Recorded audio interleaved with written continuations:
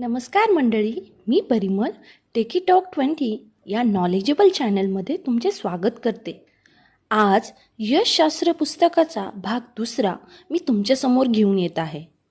या भागात विचार, दृष्टिकोन, विश्वास व कृती यांचे काय महत्त्व असते हे सांगितले आहे. तुम्हाला जर वाटत असेल की तुम्ही हराल किंवा पराभूत व्हाल तर वास्तविक हरण्याची वाट पाहण्याची गरजच नाही. हरले तुम्ही आधीच आहात. मग एकदा प्रयत्न करून पाहण्यासाठी लागणारी शक्ती वाचून घेतलेलीच बरी ना. कारण हरण्याच्या विचाराने माणसं कधी जिंकली नाहीत. जिंकण्याच्या आधी तुम्हाला याची खात्री पाहिजे की तुम्ही जिंकू शकता.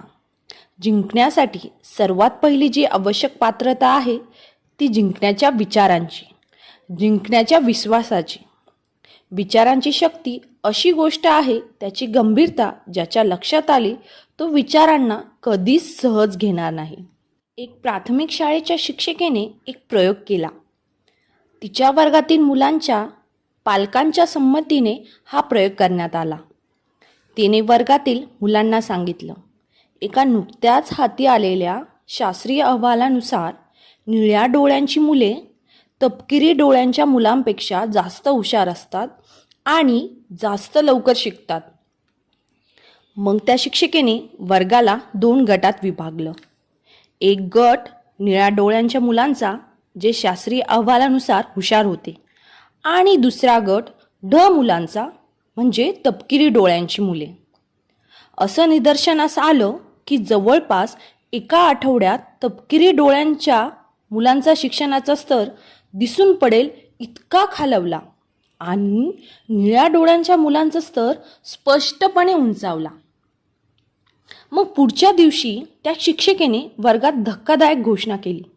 ती म्हणाली, माझ्याकडून चूक झाली, फार मोठी चूक. त्या शास्त्रीय पाहणीचा निष्कर्ष मी तुम्हाला चक्क उलटा सांगितला.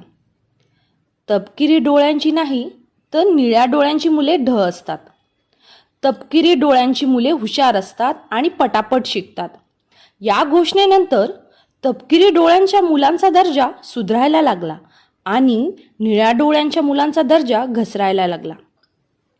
आपण जे विचार करतो तेच आपण शेवटी बनतो. इतकं सोपं आहे ते. म्हणूनच विचार विचारपूर्वक निवडा. जे पाहिजे फक्त त्यावर आपले विचार केंद्रित करा. जे नको आहे तिकडे लक्षच देऊ नका ना.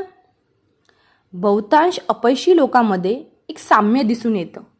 ते म्हणजे एकतर त्यांना आपल्या विचारांचा आपल्यावर जो प्रभाव पडतो त्याची कल्पना नसते, किंवा ते या गोष्टीकडे लक्षच देत नाही. अपयशाचा विचार का करावा जेव्हा यशाचे विचार करायला तेवढीच शक्ती लागते. काही एक्स्ट्रा खर्च तर येतच नाही. चुकीचे विचार आपली शक्ती काढून घेतात. योग्य विचार आपल्याला शक्ती देतात. विषारी विचार, विषारी माणसे, विषारी पुस्तके अशा प्रकारे टाळा जसं तुम्ही विषारी सापांना टाळाल. मर्यादा. स्वतःच्या विचारांनी स्वतःवर लादलेल्या मर्यादा सोडल्या तर काही मर्यादा नाहीत. आपल्या मर्यादा आपणच आपल्यावर लादलेल्या असतात. लक्षात ठेवा, तुम्ही काय किंवा किती करू शकता याची मर्यादा तुम्ही आणि फक्त तुम्हीच ठरवता. एरोडायनामिकच्या नियमानुसार फुलपाखराला उडता यायला नकोय, तरीही ते उडतं. माहिती असं का? कारण फुलपाखराला हे नियमच माहीत नाहीत. एक्सपर्ट लोक जेव्हा जाहीर करून टाकतात की एखादी गोष्ट केली जाऊ शकत नाही, तेव्हा एखादा पोरगा जातो आणि चक्क करून येतो. माहिती आहे असं का? कारण केलं जाऊ शकत नाही हे त्या मुलाला माहीतच नसतं. तुम्ही काय करू शकता किंवा काय बनवू शकता याला काही मर्यादा नाहीत. ज्या आहेत त्या तुम्हीच ठरवलेल्या. दृष्टिकोन. दृष्टिकोन बदला, दृश्य बदलेल. एखाद्या घटनेमध्ये तुम्हाला खुश करण्याची किंवा दुःखी करण्याची शक्ती नसते. कुठलीही घटना असो, त्या घटनेकडे पाहण्याचा तुमचा दृष्टिकोन हे ठरवतो की तुम्ही त्या घटनेमुळे खुश व्हाल की दुःखी की काहीच नाही. कुठल्याही गोष्टीला किंवा घटनेला महत्त्व किंवा किंमत तेवढीच प्राप्त होते जेवढी तुम्ही देता. एखाद्या घटनेचा तुम्ही कसा अर्थ लावता त्यावर तुमची प्रतिक्रिया अवलंबून असते. लक्षात ठेवा, स्वतःला शक्ती आपणच देतो आणि स्वतःची शक्ती आपणच काढून घेतो. कशी का परिस्थिती असत नाही, तुम्ही त्याला असं रूप देऊ शकता की त्याच्यामुळे तुम्हाला शक्तीच मिळेल. बघण्याचा दृष्टिकोन तुम्ही निवडता. एखाद्या घटनेचा परिणाम तुमच्यावर काय व्हावा हे घटना ठरवत नाही, तुम्ही ठरवतात. अपयश, अडचणी, अडथळे, कठीण परिस्थिती काय काय करू शकतात? तर उत्तर एकच आहे, ते तुमची शक्ती काढून घेऊ शकतात किंवा तुम्हाला शक्ती देऊ शकतात. पण त्याआधी तुम्हाला विचारतात काय करायचं आणि तुमची निवड अंतिम असते. विश्वास. यश आणि अपयशाची सुरुवात ही विश्वासापासूनच होते. तुमचा जर विश्वास असेल की तुम्ही एखादी गोष्ट करू शकता किंवा तुमचा विश्वास असेल की तुम्ही ती गोष्ट करू शकत नाही, दोन्हीपैकी कुठलाही विश्वास जो तुम्ही कराल तोच खरा ठरेल. तुमच्याकडे काही करण्याची सर्व योग्यता असतानाही जर तुम्ही ठरवले की मी हे करू शकत नाही, तुम्ही ती गोष्ट घडून आणणारे मेंदूचे सर्व मार्ग बंद करून टाकता. तसंच तुम्ही जर स्वतःला म्हणाले की तुम्ही एखादी गोष्ट करू शकता, तर ती गोष्ट शक्य करण्यासाठी लागणारे सर्व मार्ग तुम्ही उघडे करून टाकता. आपल्या विश्वासाचा आपल्या जीवनावर जो प्रभाव पडतो तो प्रचंड आहे. एखादी गोष्ट आपण करू शकतो हा विश्वास निर्माण करण्याचा खात्रीचा मार्ग म्हणजे एकदा ती गोष्ट करणे होय. एकदा आपण काही करण्यात यशस्वी झालो की आपण पुन्हा यशस्वी होऊ शकतो हा विश्वास आपोआप वाढीस लागतो. एक गोष्ट विश्वासाची. एक मुलगी होती, विल्मा रुडॉल्फ नावाची. वेळेच्या आधी जन्माला आलेली ही मुलगी. वर्ष 1940. जन्माच्या वेळचे तिचे वजन 2 किलो. गरीब काळ्या कुटुंबात जन्मलेली. लहानपणी तिला पोलिओ झाला होता. तिच्या आईला एका डॉक्टराने सांगितलं यावर काहीच इलाज नाही, पण एवढे ऐकून तिची आई गप्प बसेना. विल्मा जुनी आठवण काढताना म्हणाली, डॉक्टर म्हणाले की मी पुन्हा कधीच चालू शकणार नाही. माझी आई म्हणाली मी नक्कीच चालेन. मी माझ्या आईवर विश्वास ठेवला. विल्माच्या आईला पत्ता लागला की तिच्या गावापासून 80 किलोमीटर अंतरावर एक दवाखाना आहे जिथे तिच्यावर उपचार केला जाऊ शकतो. विल्माची आई सलग 2 वर्षे आठवड्यात 2 वेळा मुलीला घेऊन त्या दवाखान्यात गेली. 2 वर्षाच्या उपचारानंतर विल्मा कुबड्यांच्या साह्याने चालायला लागली. अखेर वयाच्या 12व्या वर्षी ती कुबड्यांशिवाय सामान्यपणे चालायला लागली.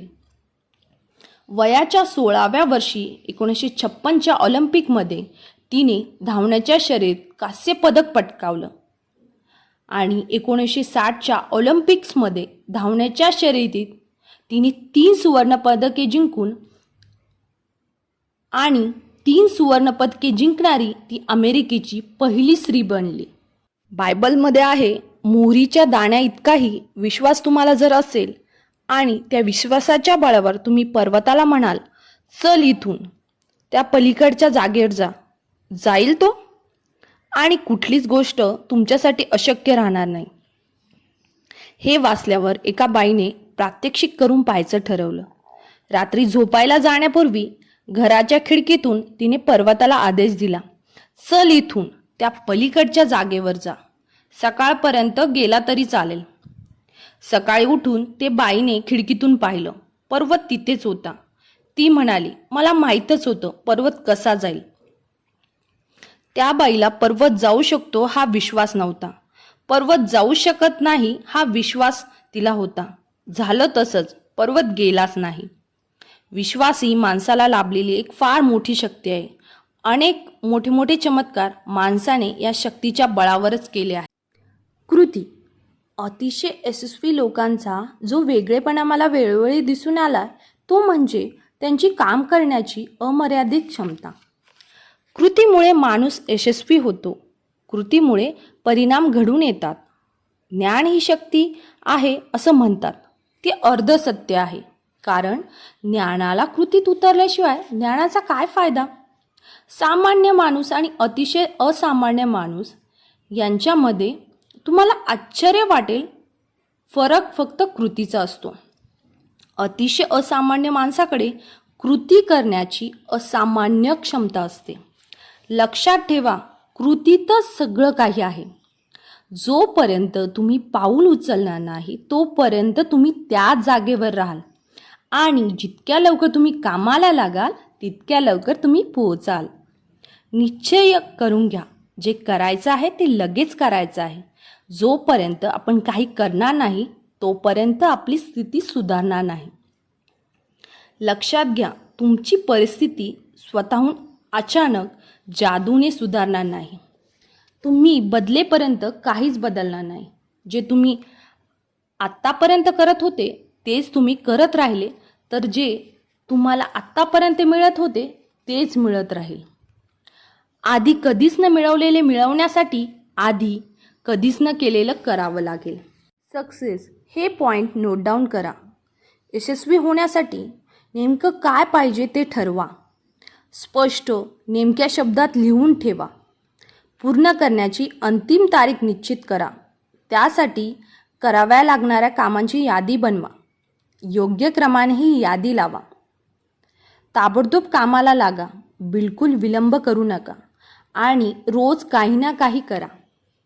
समजा तुम्ही वेटलिफ्टिंगचं साहित्य आणि वेटलिफ्टिंगचं पुस्तक घरी आणलं तर त्यापासून तुम्हाला किती फायदा मिळतो हे कुठली गोष्ट ठरवेल? तुम्ही त्याचा किती वापर करता ही गोष्ट. बिलकुल त्याच प्रमाणात तुम्हाला त्या साहित्याचा फायदा होईल ज्या प्रमाणात तुम्ही त्याचा वापर कराल. या पुस्तकात प्रस्तुत केलेल्या नियमांच्या बाबतीतही तसंच आहे. बोलणं पुरेसे नाही, चालणं आवश्यक आहे. ज्ञान पुरेसं नाही, कृती आवश्यक आहे. किती लोक असतील ज्यांच्याकडे ज्ञान आहे पण ज्ञानानंतर कृती पाहिजे. किती असंख्य अपयशी लोक असतील ज्यांच्याकडे यशस्वी माणसा इतकं किंवा त्यापेक्षाही जास्त ज्ञान आहे पण कृती नाही. लक्षपूर्वक ऐका, मोठ्यानं सांगते, सगळा खेळ कृतीचा आहे. सर्व काही तुमच्यावर अवलंबून आहे. परिस्थिती बदलावी असं तुम्हाला वाटत असेल तर आधी तुम्हाला बदलावं लागेल. परिस्थिती सुधारावी असं तुम्हाला वाटत असेल तर प्रथम तुम्हाला सुधारावं लागेल. शिक्षक दार उघडं करून देतो पण आत प्रवेश तुम्हालाच करावा लागतो. आधी करा, नंतर सांगा. आपण काय करू शकतो या दृष्टीने आपण स्वतःकडे पाहतो. आपण काय केलेलं आहे या दृष्टीने लोक आपल्याकडे पाहतात. सुरुवात. वेगवेगळ्या प्रकारचे लोक आहेत. सुरू करण्यासाठी कुणी यशाची वाट पाहतो, कुणी कशाची. कोणाचा प्रश्न असतो, पैशाशिवाय मी सुरुवात कशी करू शकतो. पण खरा प्रश्न आहे, सुरुवात केल्याशिवाय पैसे कसे येतील. यशस्वी व्यवसायाची सुरुवात किंवा व्यवसायाची यशस्वी सुरुवात करण्यासाठी जे भांडवल तुम्हाला लागेल ते पैशाच्या रूपात नाही, विचाराच्या रूपात आहे. जास्तीत जास्त लोकांना जास्तीत जास्त सेवा देण्याचा विचार. सुरुवात हा कुठल्याही कामाचा सर्वात महत्त्वाचा भाग आहे. वाट पाहू नका, सुरुवात करा. सुरुवात करण्यासाठी तुम्हाला अगदी हवी तशी वेळ कधीच येणार नाही. जिथे तुम्ही आहात तिथून जी काही साधने तुमच्याकडे आहे त्यांना घेऊन सुरुवात करा आणि तेही आत्ता. फक्त सुरुवात करा आणि तुमचं डोकं प्रतिसाद देईल. सुरू ठेवा आणि कार्य पूर्ण होईल. कसा वाटला हा व्हिडिओ? हे यशशास्त्र पुस्तक फक्त 50 रुपयाचं आहे. पण या पुस्तकातून तुम्हाला खूप गोष्टी शिकता येतात. Please like and comment. तुम्ही असे केल्याने मला मोटिवेशन मिळते.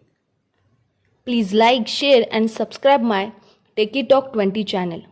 Don't invest in others, invest in yourself. धन्यवाद.